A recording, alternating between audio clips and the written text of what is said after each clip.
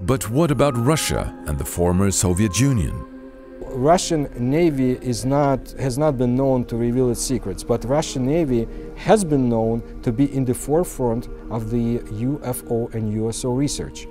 And we have reports coming basically from all corners of the world, be it this South Georgia island or the Barents Sea, or for example, especially the Sea of Okhotsk and such lakes like the Lake Baikal.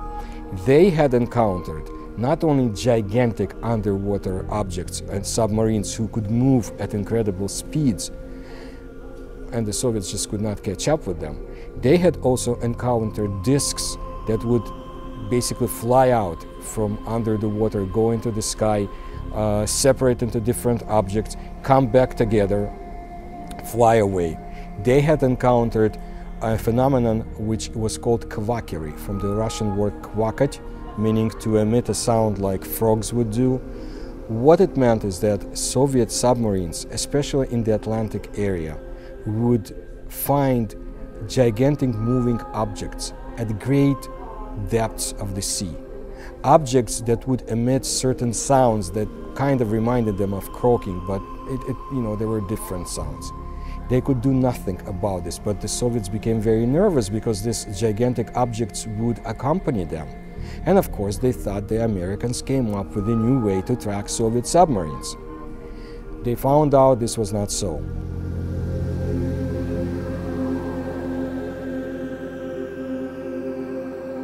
In 2008, we received over 867 sighting reports from 37 different cities in Turkey. And out of those, 35% of them were documented.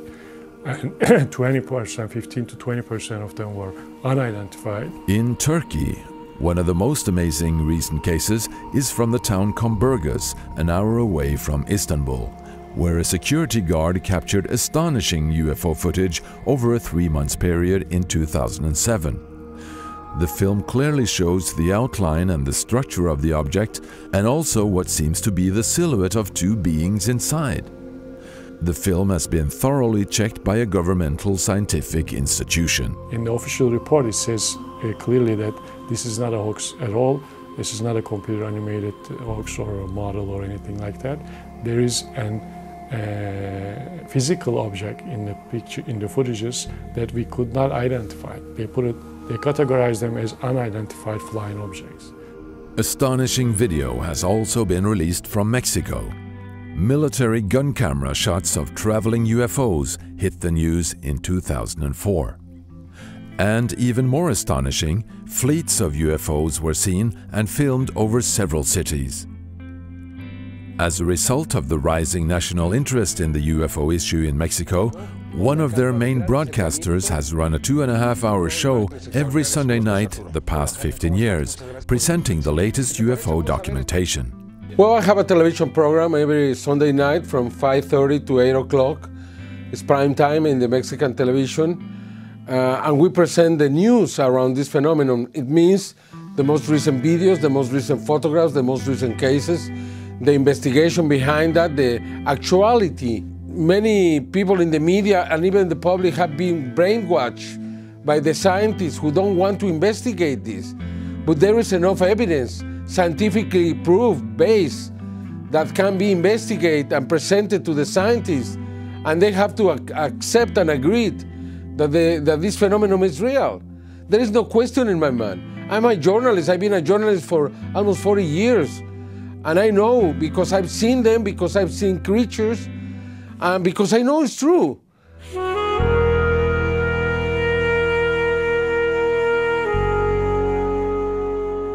Behind me here, inside this blue container, is the only stationary, fully automatic 24-hour UFO observatory on the planet.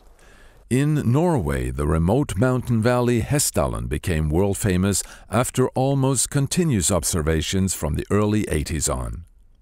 Strange lights moved up and down the mountainsides every night over long periods, just above the treetops. In contrast to many other countries, scientists arrived and established a permanent UFO observatory. The light phenomena here in Hessdalen in Norway started in late '81, well, with a lot of sightings. At the most it was 20 sightings a week. The local people here started to see the light down in the valley, sometimes close to their houses. And they was wondering, what could this be? And some was a little bit afraid too, because no one could give them any answer. What could it be? Radar and cameras were soon to pick up astonishing pictures of the unexplained light phenomena. This picture is taken with 1/60th of a second exposure. The phenomena behaves very different. Some is moving very slowly, and some lights can move very fast. The fastest speed we have ever measured was 30,000 kilometers an hour. But the local residents claim to have seen more than just lights. I februar-mars. Og så når jeg kom opp av hesteslia da, så var det noe mørkt. Men når jeg kom mest opp på toppen, opp på kjøren der som vi sier, der ble det opplyst rundt meg. Det ble opplyst om dagen. Så kom det nå og for over bil. Det var som en opplyst herrehatt. Gammeldags slik stor herrehatt med brem på det. Som for over bil og fremover. The observatory shoots pictures automatically every minute and puts them on the internet. Many amazing shots have been captured. After an automatic video recording system was put up, 1 year of waiting passed before the Hessdalen phenomenon is caught on camera.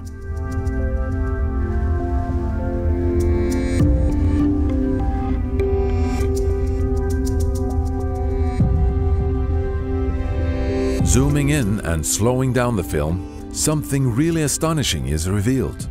A smaller second light seems to appear from underneath, joining the main light. Is something collected by the light? Landings were also reported, and even solid proof was found of Earth samples being taken in the midst of nowhere. Here, a 2 hours walk from the nearest dirt road, a 2-ton piece of wet turf has been cut out with laser precision, lifted and placed a few meters away. No sign of machinery nor people.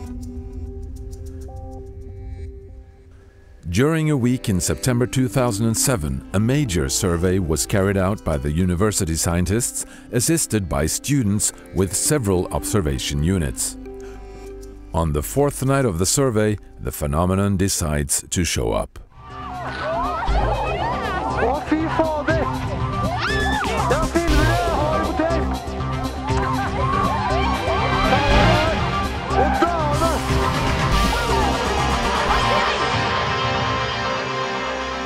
Then we had a big light that started out and moved very quickly north and south and gave us this very, very impressive picture, which possibly is the best picture ever taken of the Hessdalen phenomenon.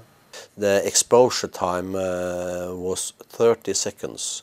So we see that the Hessdalen phenomena moves from, starts up here and moves down and then goes up again here.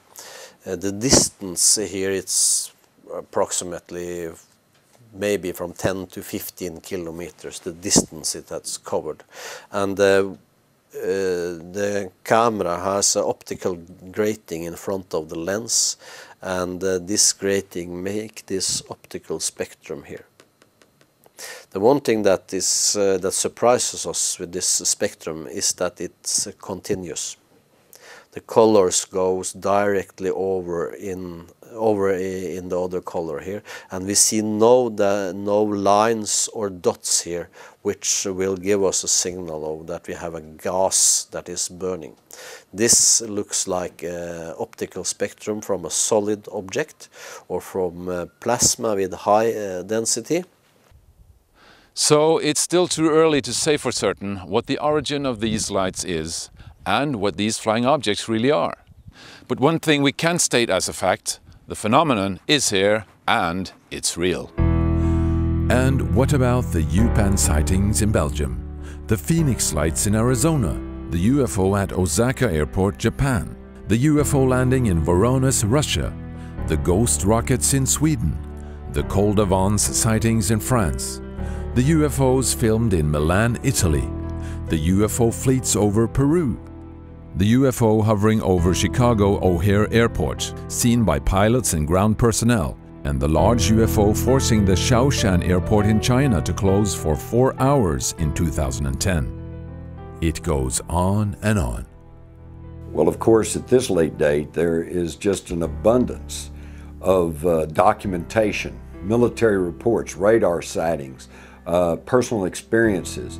They go back for many years, but they have been routinely ignored, shunned aside by the government, ignored by the media, and therefore the average person rarely gets to hear of these things. But when you put them together, it forms a very compelling picture that there is a reality that's happening all around us that we are being systematically denied information on. I've had many people say, well, look, if all this happened, wouldn't there have been military people and radar operators and even policemen and stuff who would have said they had these experiences? And the answer is absolutely yes.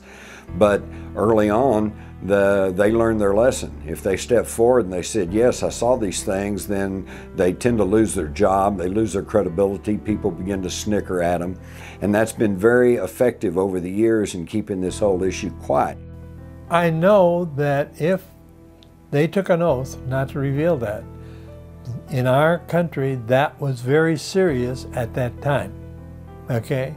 If you violated a top secret clearance, you could be put in jail for 15 or 20 years and everything you have done removed from you. Yeah. Could this be why the military observations never reached the public? But many who had been involved in UFO sightings over the years felt a strong urge to reveal what they knew and to be relieved from the burden of carrying these secrets.